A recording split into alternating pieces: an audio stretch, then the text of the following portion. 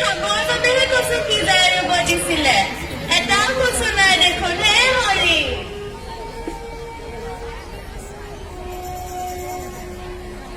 ককা আমি কৈছিলো নহয় শিয়ালকেইটাই আপোনালোকক ঠগাইছে আপোনালোকেহে আমাৰ কথা নুশুনিলে না বুলু এই শিয়ালকেইটাই আমাক বেয়াকৈ ঠগালে এইফালে এইমাত্ৰ ল'ৰাকেইটাই কাঁহী বাতি লৈ ভাল দিন অহাৰ গান গাই গ'ল আৰু আনফালে কচুকেইটাও নোহোৱা হৈ বেয়া দিনহে আহে এনেকৈ নহ'ব এই শিয়ালকেইটাক এসেকা দিব লাগিব শুন বুঢ়ী মোৰ বুদ্ধি